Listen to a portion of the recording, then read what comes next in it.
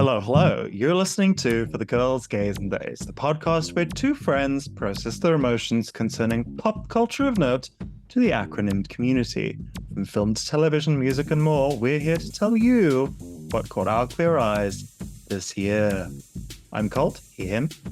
I'm Alex, they, them. Welcome to it. Welcome!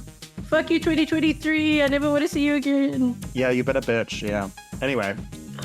So yeah, in this episode, we're going to be looking back at the year of 2023 in media, and we're going to be appreciating the gifts we did receive in the film and television spheres.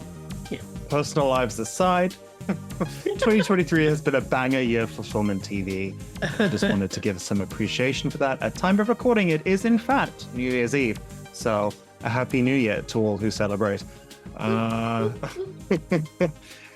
And to kick us off, category is television. Yes, we are going to be counting down our 3 top TV series of 2023. But before we do that, I'm just going to shout out some honorable mentions.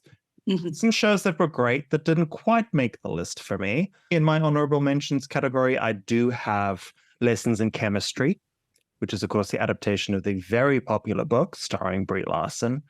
I also have Extraordinary, which is the superhero comedy series that was on Hulu and Disney Plus this year. And I also have Carol and the End of the World, a very late submission into the 2023 TV sphere, but a submission that nonetheless really spoke to me. It is a pre-apocalyptic animated series. I love a pre-apocalyptic story, so this very nearly made it into my 3.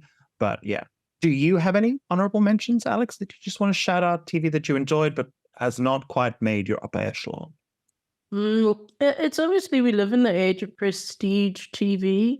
That we do. There's there's a lot of very fancy shows out there with big budgets, and Julia is probably one of those. Telling the story, of course, of Julia Child and her forays into television.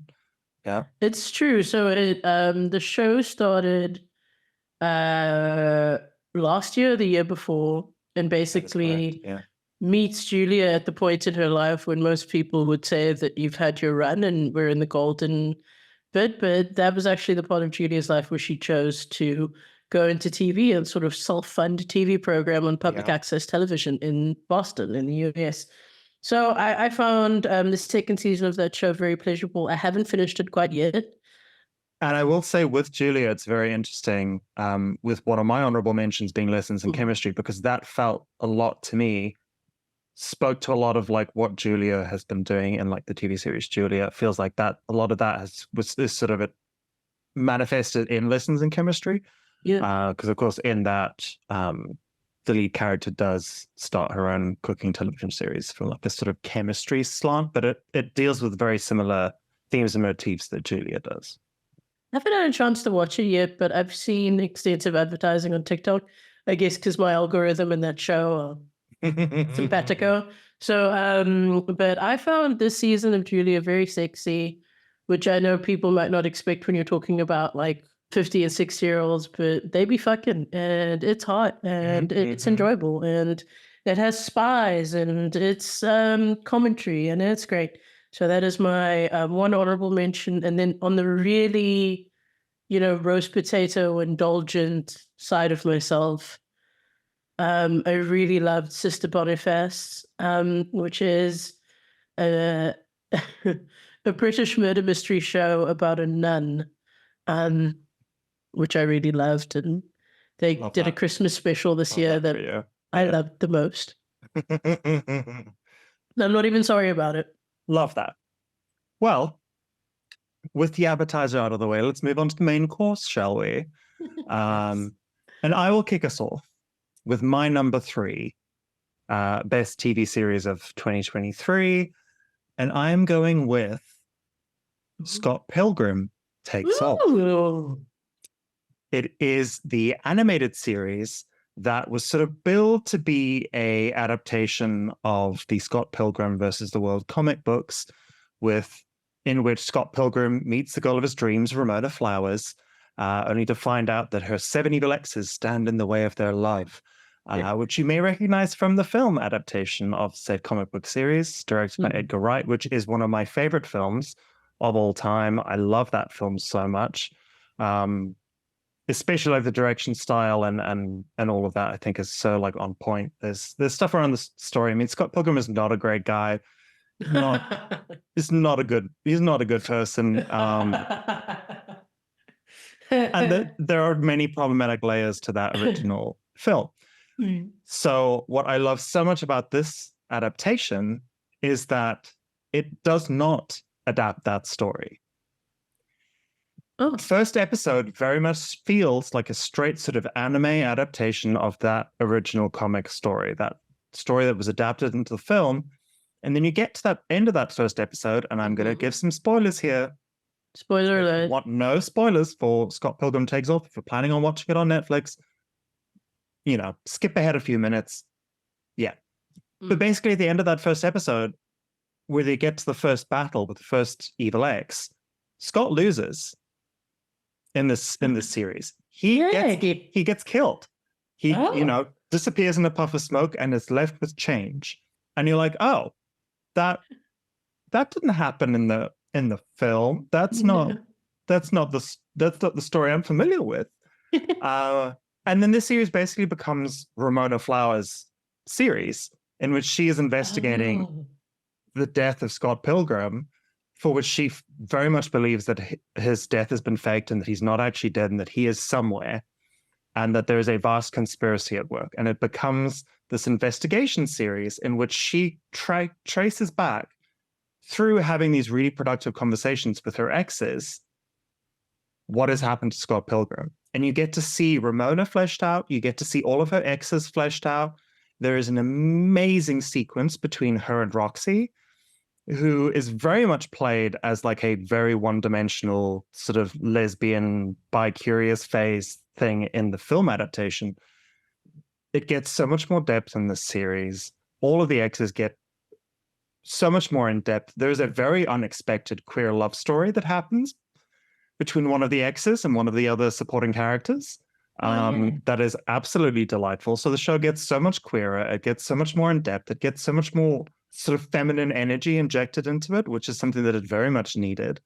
And I had such a good time with this series. I binged it all in the space of a day. I don't love a binge, but I could not. He doesn't. Could not stop watching it. And it was such a great adaptation. And the anime visual style of it all was just stunning as well. Cannot recommend the show enough. I really wasn't very interested in watching this. No, I was not super interested because I was like, I've seen this and I've seen it done really well. Do I need to see this again? And I sort of had like an afternoon free on a Saturday, and I'm like, let me just check it out. And then I was like, whoa. Because it's like, it's that thing of, I don't even know. I know it was of its time and like a big deal to me in that moment, and actually opened my mind in a lot of ways, the original film. I don't know if I wanted to revisit it and then see things that would upset me now, or have something touch my memory, which is a good memory. So I wasn't that keen to dive into it. But now that I know it's a completely different, because they've advertised it like it's just in a very different way. So it is basically a sequel to that film, and it's fantastic. Yeah, I wish the advertising in the States had really let me know more of that. Yeah. And I did do a rewatch of Scott Pilgrim versus the World, the Edgar Wright film, after this. And I did, see some of the faults. I still think that it is an absolutely flawless sort of adaptation in terms of filmmaking. And Edgar Wright's style is the editing of it is, I can see it as being one of those films that made me excited about the prospect of editing. So I still very much appreciate it for that. But the cracks in terms of like who Scott is as a character and how women are treated in the film and how like queer women are treated in the film, there are issues. But I think those issues also do stem from the source material. So to see this adaptation, which very much sort of undermines and reinterprets those things, was really special.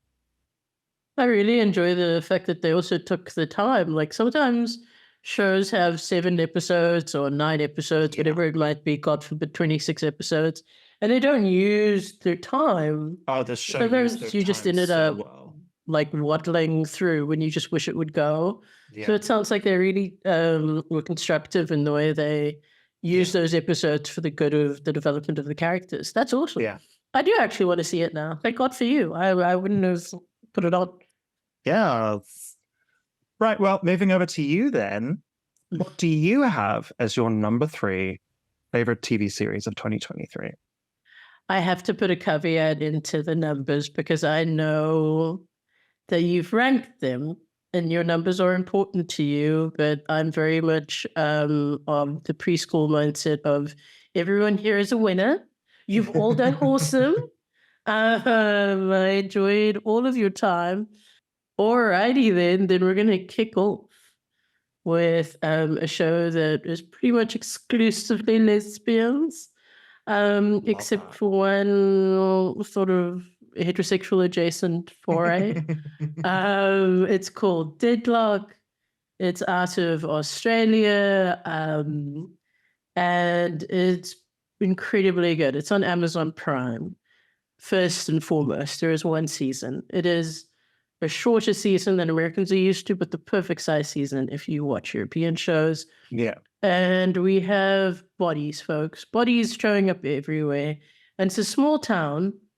And we have a police detective who's actually moved to this town called Deadloch because her wife has said, fuck, Sydney really fucked us over. It's a bit too hectic. We're going to go to a small town and we're just essentially going to live on a farm and it's going to be great.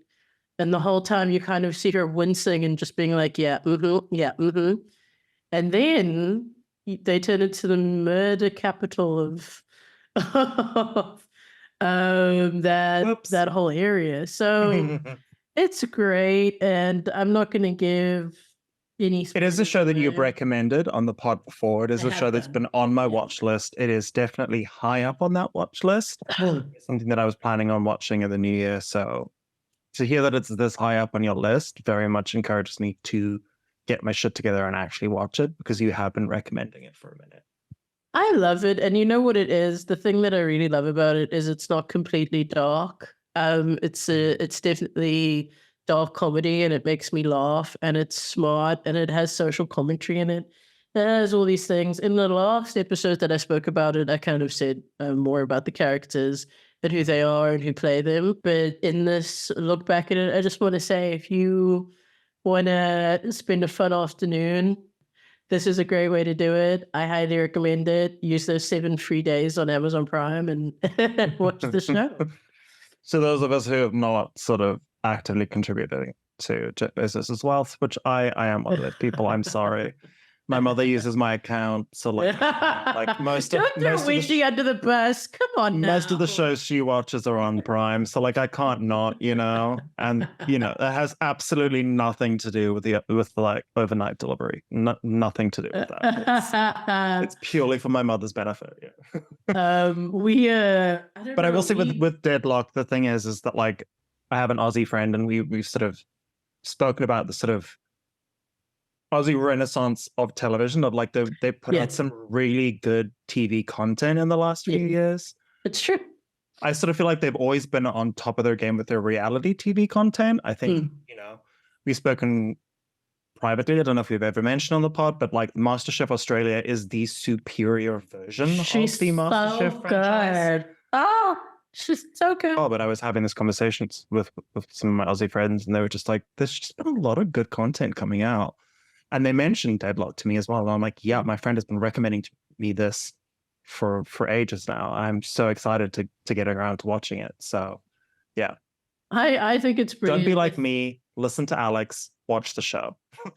It's good. But I also think you can watch it anytime. It's definitely of this moment. But if you watch it 6 months from now, it'll still be good. One of my good mates who listens to the pod also said that she enjoyed it. She wasn't sure what the fuck was happening in the first episode because it is very much the humor that I'm used to, not necessarily American humor. So, but I found it to be incredibly pleasurable. And now, good sir, yeah, what is in at your number 3? I'm going to keep in the murder mystery vein Ooh. for my number 2 because I have the Natasha Lyonne vehicle known as Poker Face. Oh my god, I should have given that an honorable shout out. Oh. Yeah, you forget that it came out this year because it came out so early in the year. It started airing in January. Yeah. Eventually made its way to the UK later in the year. It is such a good show. It follows Natasha Lyonne's character, who is basically a human lie detector, can sense when people are telling her bullshit. And I think it is such an interesting to know.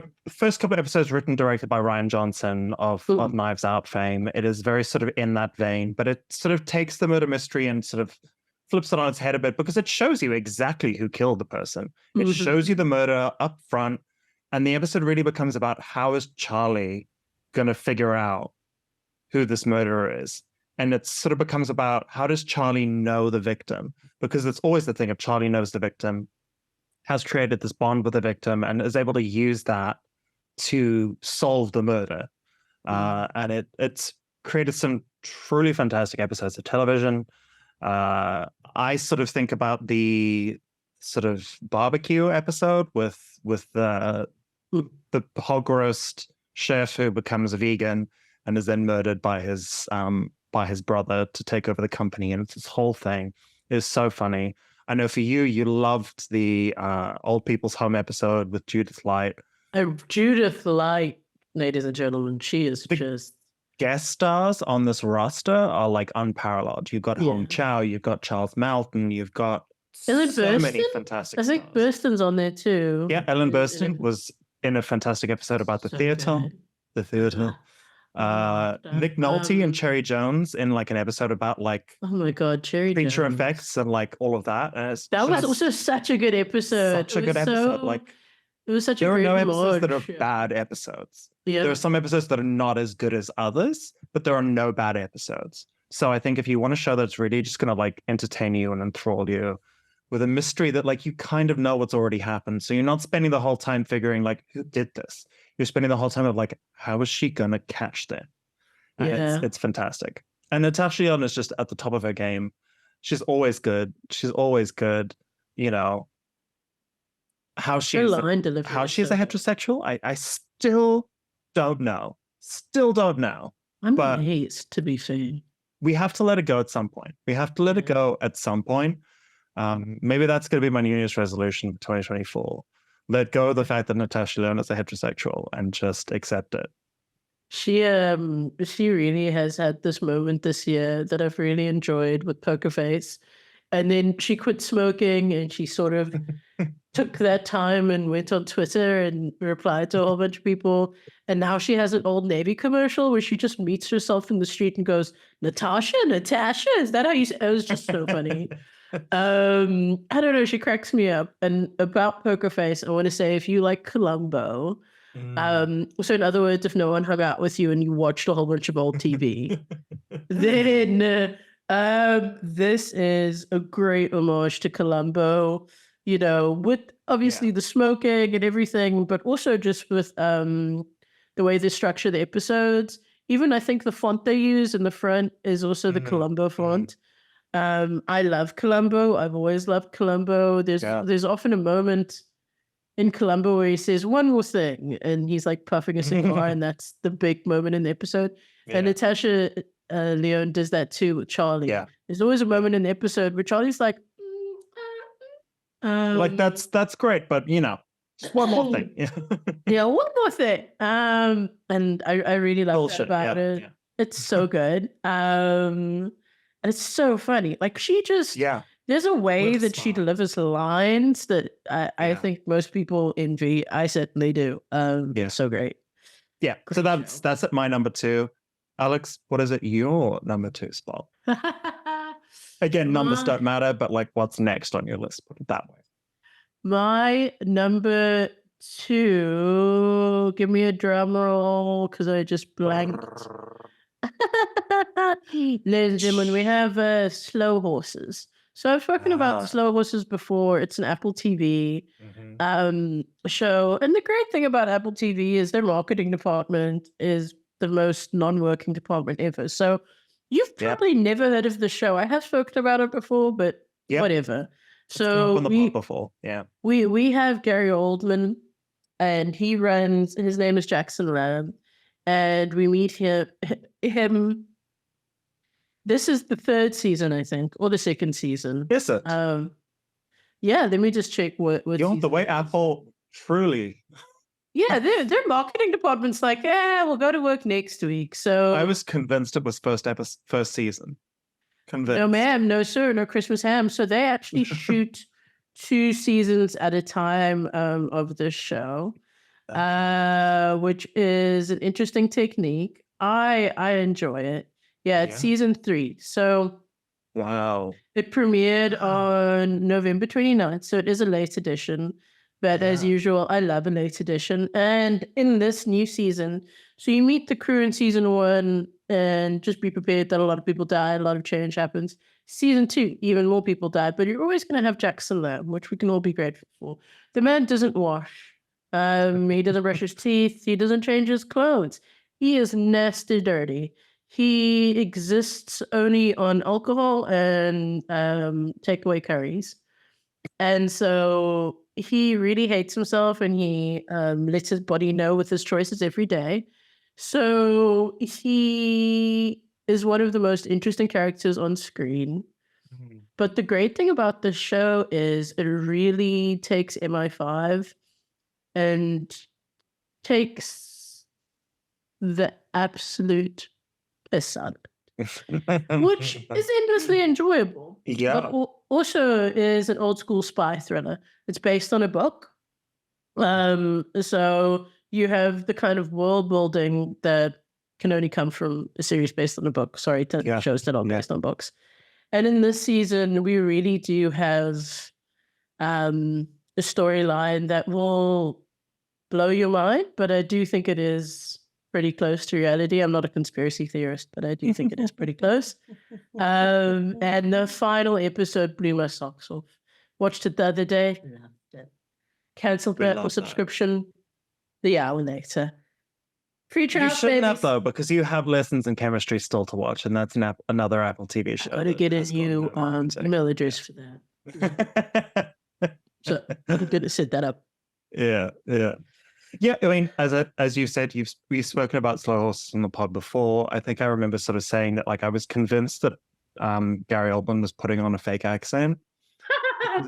It sounds fake. It sounds fake, Mary. But I think that's apparent. So other people, since looking at on the internet, people have told me that that's actually closest to his real accent. I was like, oh, that's unfortunate.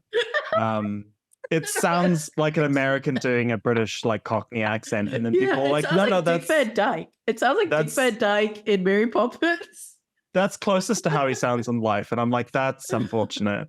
But but yeah, it is a show. I don't think I will be watching it, just because once I find something that, like, takes me out, I can't, like, that accent, it takes me out. Like, there are so many people at the moment trying to get me to watch Iron Claw. The Iron Claw. It's a new film with Zac Efron. I know, yeah. The Boy from the Bear and Harris Dickinson. And I'm just like, I can't. You know why? Those wigs. Oh, yeah. It's supposed to be this heart-wrenching, like, really bleak, sad story. And I'm like, I can't take a bleak, sad story seriously when you're wearing, like, party store wigs. I just can't. And I don't care if they're accurate to the time period. I don't care if that's what they actually look like in life. I can't look at that and take it seriously. So I know I won't be watching it. So, like with Slow Horses and Gary Oldman's accent, I know personally I will never be able to take it seriously. That is not for me to discourage other people to watch the show. Alex is a very good judge of talent and of content. So Alex says you should watch it, so you should absolutely watch it. Well, I feel confident that only 2 people watch Apple TV, me, you, and, like, that's it. Nobody watches these shows. And they all get like 4 seasons. And so I don't think it makes much of a difference. They've already shot the next season of the show. God bless Gary Oldman, I guess. I love that. But nobody will ever know about it. So that's fine. But I have to say, sometimes it feels really good to be a hater. and then see your friend and be a hater too. Because, girl, those wigs did take me out. And what I went ahead and did was just read the Wikipedia because I just wanted to And know they're what all happened like, to give the Zac sweet Efron a ones. nomination. And I'm just like, I'm sorry, I can't. I can't for that wig. I can't. I can't. I just said, I'm sure. Yeah, he deserves flowers because he was so good at High School Musical. And so that's fine. Do That is not an do opinion. that. What do you That mean is an that's an opinion that people have. That He people have. changed lives with Harris Dickinson gave one of the best interviews of all time. Where I know he is an absolute sweetheart. Yeah, I'm so cute. disappointed in not being able to watch it for him because I know someone who's worked with him on one of his films, on the distribution of it, and apparently he is the sweetest, loveliest person. So like I very much do want to support him because he's a very attractive man. I'm not gonna lie. He's tall, you know. And he's a very good actor, even in Triangle of Sadness, which I think is a terrible film. I think he was very good in it. Watch that. He was very good in it. Can't take it serious. But back to him, he did this interview with Zac Efron where he was like, I've loved you since I saw you in High School Musical. I love High School Musical. It changed my life. It's like, and he's like, Zac Efron is only little, and Harris is she? Who is she? I don't know. I hope so. I feel like that We name need to stop alone is speculating. adjacent. You know. Yeah. Free straight men exist. Do they? Do they? So the streets say. I don't know. I saw a tweet today that said, in the last hour of a wedding reception, all men become bi-curious. And that's probably true. It's true, yeah. Yeah. Anyway, we're wildly off topic. Let's get back onto our lists. And I'm going to go in with my number one. Yeah. Best TV series of 2023. Yeah. I have The Bear Season 2. Yeah, girl. Yeah. We all know The Bear at this point. If you don't know The Bear, what are you doing?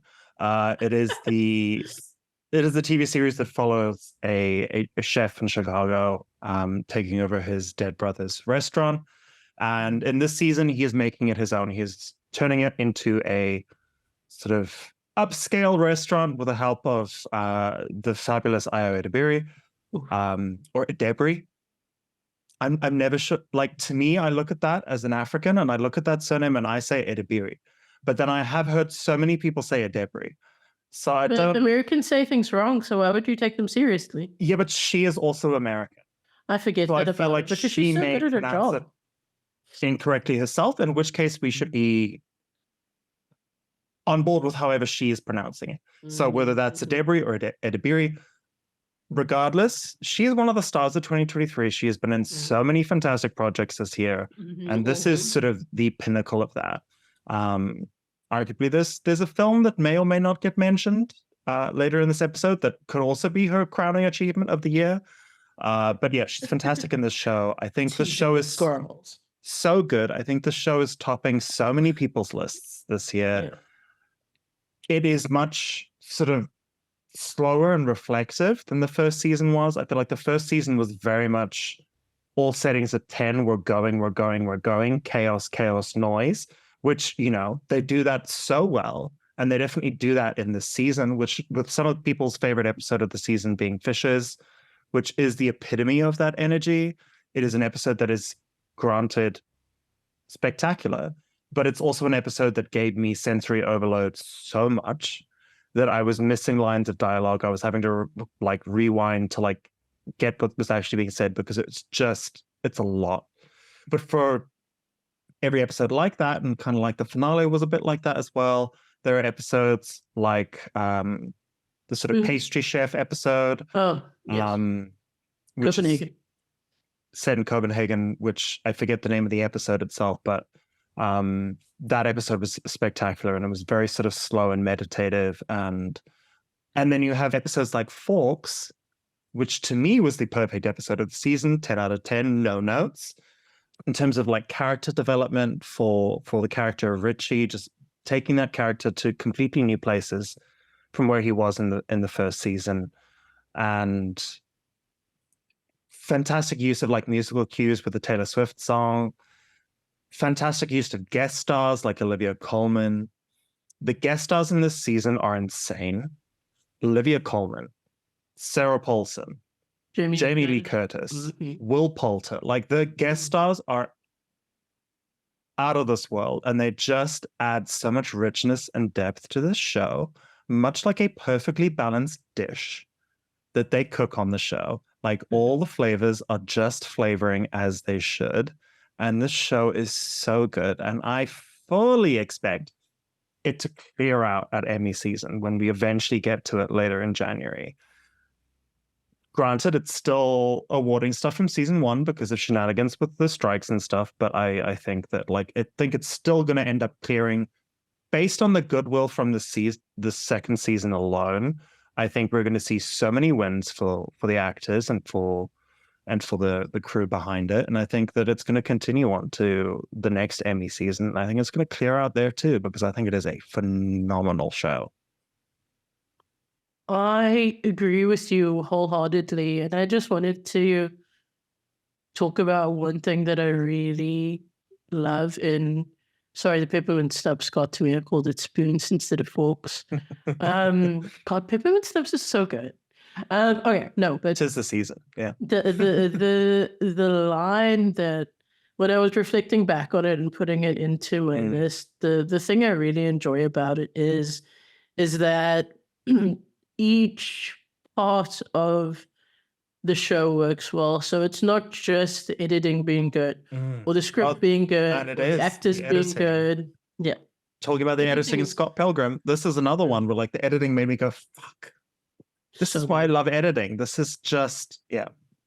It's tight as a drum and it gives you exactly what you need. So it's seamless and you don't notice it unless you're looking to notice it. Right. But the thing that I really want to talk about, which I know there are some nerds who will talk about it, and I'm one of them, is the music in the show and how it actually adds to it. I think sometimes when we watch shows on streaming services, they have kind of done the thing where they put on whatever music they can afford and it's just on there. But in a show, and this is no offense to Yellow Jackets, but one of the things that really saved the second season of Yellow Jackets for me was their music supervisor.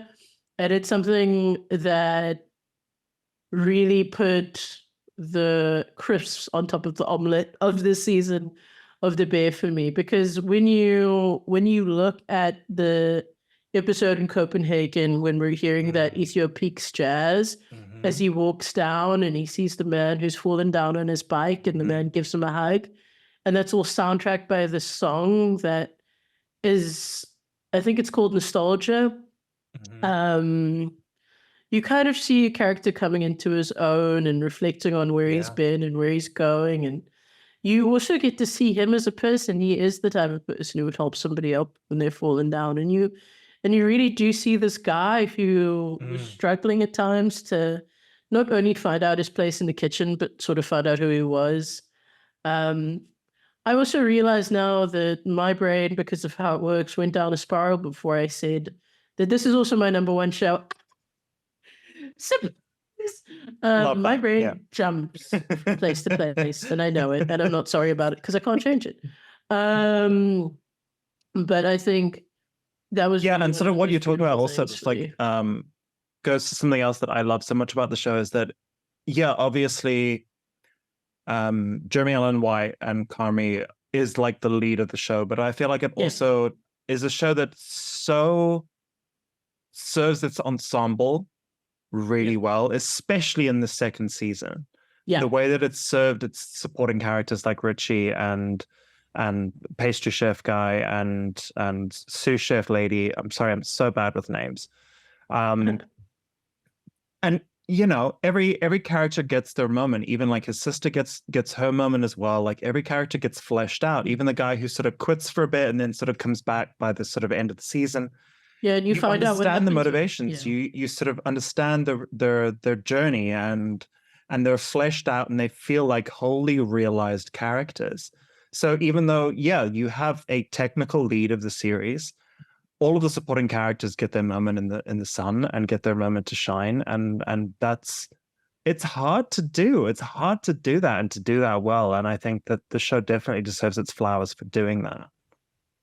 I really agree. I think they give everybody their moment, and locking Jeremy Allen White in a walk-in freezer, walk-in fridge was a really good choice. Yeah. I mean, the kid acted with a doll incredibly well, which is not easy to do. And then the supporting cast acted with the doll even better. He's been acting against a door the entire season, because my only issue that I have with this season is his love interest. I'm sorry, I don't like her. I don't like her, and it's not the character. It is the actress, because I've seen her in some other stuff. I've seen her in like she's in Theatre Camp, which is another fantastic film, but she's in that as well. And she wasn't good in Theatre Camp. I don't think she's good in this. Like I don't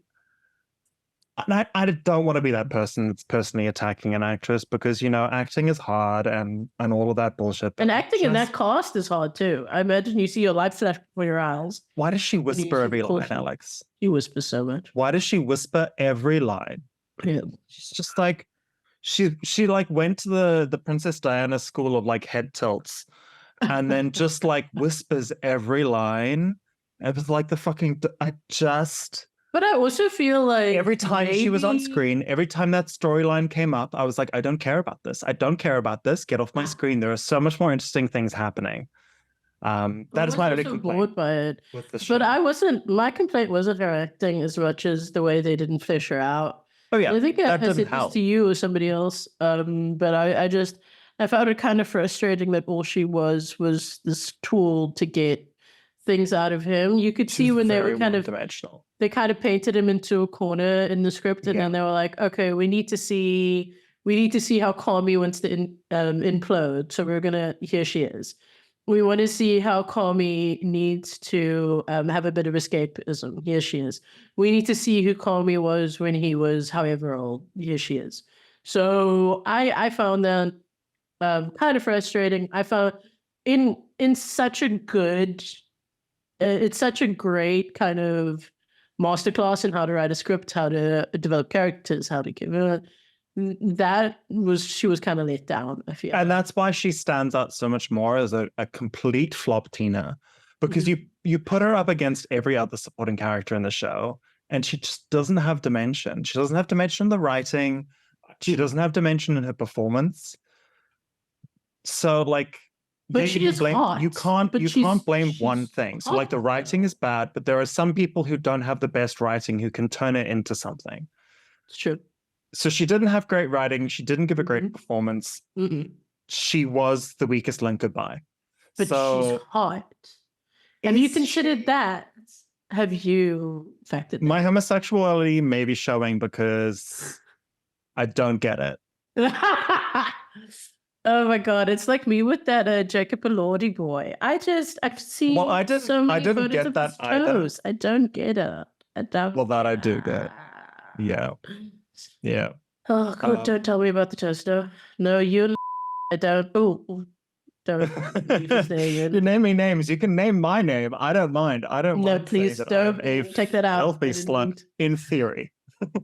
In theory, not so much in practice, but you know, practice, you're practicing out. Not to read myself, but it is very much in theory. But you know, I will just say that I've also seen those feet photos, and I'm not mad. I'm not mad at it at all. And I did not get the Jacob Elordi boy at all prior to this year. He's just tall. And is he hot or is he just tall? No, he is hot. But you know what he needs? He needs a female director. Oh, it really helps him shine. Seeing him directed by men, I did not get him. Didn't get it. Priscilla. And then you had Saltburn and Priscilla, and I was like, you know what? Actually, I see what y'all were all about. Like I see it now. But this girl, I don't get it. She annoyed me so much in the series. She annoyed me so much in Theatre Camp. But we're getting negative. Was and I don't really like annoying in Theatre Camp. Leave it. It was supposed to be about, you know, celebrating the best of the year. Yeah, and I'm harping on the only negative thing I had to say about the show. everything else about the show, firing on 10 out of 10. So good. And I just, in the last few minutes we have, we could do a whole podcast on the bit, but I really want to talk about the Fishes episode and the fact that I had to pass it out because I think a lot of people maybe haven't had lunches or dinners like that with their family. I had breakfast like that. I've had mornings like that. I've had afternoons like that. I've had evenings like that. I've had 3 a.m.s like that. And so it's hard. It's a tough episode. It's a tough episode. It's but the reason it's tough is because it's well done. The reason it's tough is because it's close to the bone. Like, it's not like some Hallmark Christmas movie where you get to the, right before the third act where you kind of see the character's mask fall off. You kind of go, oh, that's why he likes being in a kitchen. Yeah. It's because he needs to feel like he's home and home was chaos. In a lot of ways. And so, you do end up going, you see, what's that saying that somebody gave? I love meeting people's mothers because it shows you exactly how they're fucked up. And so I think that could have been the alternative title for that episode. Jamie Lee Curtis. Give her the Emmy. Give her the Emmy right now. Right now. I know we're like a year away from her getting that Emmy, but it's got her name on it already. It's got her name on it already. And also just the makeup that they put her in. Like, I feel like the minute the camera panned to her, you were like, oh, she's just going to annihilate me, isn't she? Yeah. So good. Anyway, we're going to take a quick break and we will be right back with our best of 2023 film. Hello, dear listener. This is Cole just jumping in to say this episode was running very long, so I have gone ahead and split it into 2 parts. Part 2, featuring our 3 best films of 2023, will be released simultaneously, so you can head over and listen to that right now if you so desire. But for now, thank you so much for listening to this episode. And if you want to give us a follow on socials, we're at girlsgaysdays_pod on Instagram and TikTok. Video versions of this podcast are available on YouTube. Join us again next time for another sip of queer culture. Cheers.